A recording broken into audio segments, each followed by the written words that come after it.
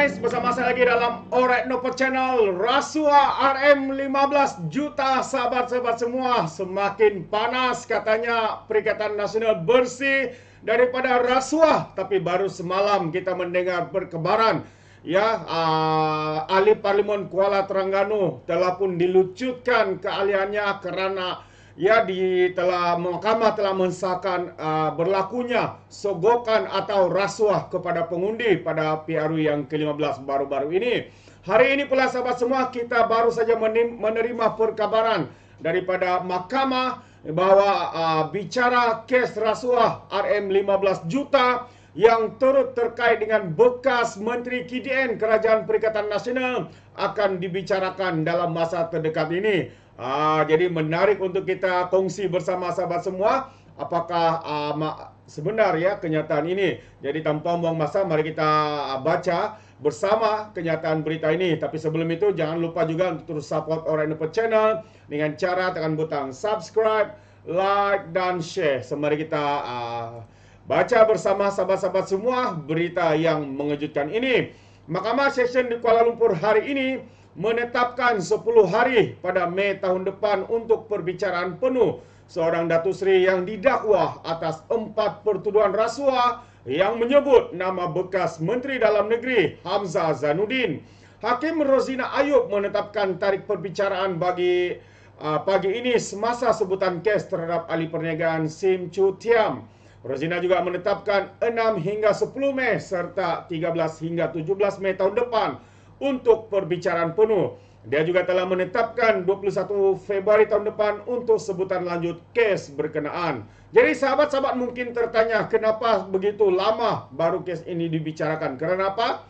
Terlalu banyak kes-kes yang rasuah, kes-kes penyelewengan, kes-kes ketirisan yang dibicarakan. Jadi dia telah mengambil queue ataupun giliran untuk kes ini dibicarakan sehingga tahun hadapan.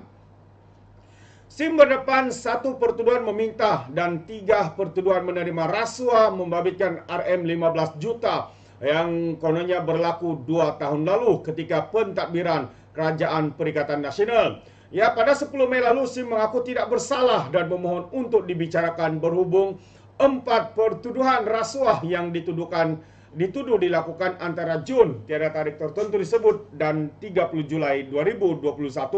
Lelaki berusia 63 tahun itu dituduh melakukan kesalahan sebagai dorongan untuk Hamzah Zainuddin, mantan Menteri KDN ketika itu Menteri dalam KDN semasa dalam pentadbiran Perikatan Nasional, dan Perdana Menterinya adalah Muhyiddin Yassin untuk membantu Asia Coding Center sendirian berhad untuk mendapatkan sebarang projek daripada agensi di bawah kementerian berkenaan. Sim dituduh meminta dan juga menerima rasuah daripada pengarah urusan Asia Coding Center Hip Kim Hong melalui Syed Abu Zafran Syed Ahmad. Tertuduh didakwa melakukan kesalahan itu di Solaris Dutamas, Jalan Dutamas 1, Kuala Lumpur. Pertuduhan didakwa mengikut Seksyen 16 dalam kurungan E dalam kurungan B Akta ISPRM 2009 dengan Seksyen 24 dalam kurungan 1 Akta sama memperuntukkan hukuman penjara maksimum tidak melebihi 20 tahun serta denda tidak kurang 5 kali ganda jumlah rasuah yang terlibat ataupun RM 10.000 yang mana lebih tinggi jika tertuduh didapati bersalah. Dia dibenarkan diikat jamin sebanyak RM 1 juta dengan seorang penjamin dan diarahkan supaya menyerahkan pasportnya serta melaporkan diri di Ibu Pejabat ISPRM terdekat di Kuala Lumpur sebulan sekali. Kalau sebelum ini pada 11 Mei lalu, Hamzah yang juga adalah Ketua Pembangkang mendakwa tindakan mengaitkan namanya dalam 4 pertuduhan rasuah dalam kes tersebut adalah sebagai muslihat politik yang bertujuan untuk mencemarkan nama baiknya. Itu antara kenyataan daripada Ketua Pembangkang Hamzah Zainuddin. Mana ada pencuri mengaku dia mencuri, mana ada orang mengaku dia merompak yang dia merompak. Itu antara kenyataan ataupun peribahasa yang sesuai kita berikan kepada Ketua Pembangkang ini, sahabat-sahabat semua. Tidak lari daripada itu, sebenarnya banyak kes juga yang melibatkan anaknya sendiri pun terpalit dan turut didakwa ya di dalam kes memalsukan invoice ya dalam kes minyak masak bersubsidi. Jadi memang tepatlah bapa borik anak rintik dikatakan seperti itu ya. Dan juga mereka katakan mereka adalah parti yang bersih ya, tapi sebenarnya mereka menyapu bersih ya ketika mereka menjadi kerajaan untuk menyakau ya, untuk memperkayakan kroni, untuk memperkayakan suku Sakat ya, anak-anak, menantu dan sebagainya. Dan ada pula ya bekas ataupun mantan Perdana Menteri juga turut didakwa kerana salah guna kuasa dan penyelewengan, meminta wang daripada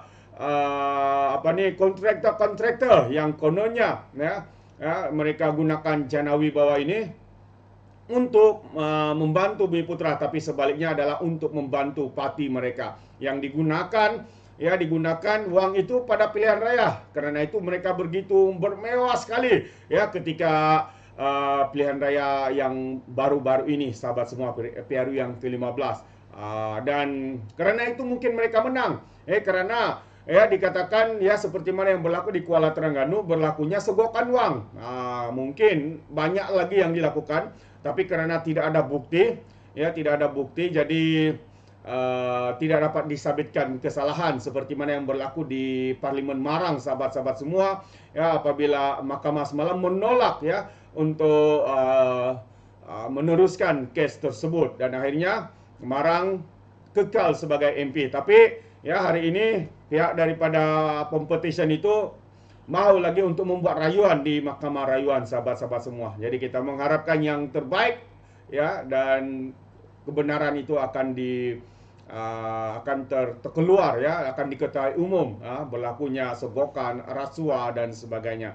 Ya, pendakwaan yang dikendalikan oleh Timbalan Pendakwa Rakyat Nur Asma Ahmad, manakala SIM diwakili Peguam Low Willock, Hanakam dan juga Ki Wilon. Itu antara peguam-peguam yang mewakili ya individu seorang Tan Sri ini yang terlibat ya dalam rasuah sebanyak RM15 juta, yang turut juga mengaitkan nama bekas Menteri KDN ya ketika Kerajaan Perikatan Nasional, sahabat-sahabat semua, yaitu Hamzah Zainuddin. Jadi ini adalah antara info yang amat mengejutkan kita, tapi inilah ya yang berlaku. Walaupun mereka katakan mereka bebas, mereka tidak rasuah, tapi satu demi satu kebenaran telah pun terbongkar, sahabat-sahabat semua ya. Apabila mereka menyatakan mereka penuh integriti, tidak mengamalkan rasuah, disokong pula oleh lebay-lebay PAS, diberi dalil menghalalkan segala perkara yang haram, rasuah katanya sedekah, dan berbagai lagi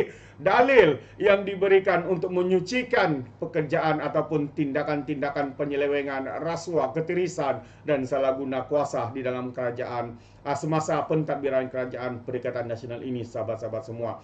Jadi itu pandangan saya. Bagaimana pula dengan anda, sahabat-sahabat di luar sana? Apakah pandangan dan juga komen anda dalam perkara ini? Anda boleh berikan komen dalam ruangan komen.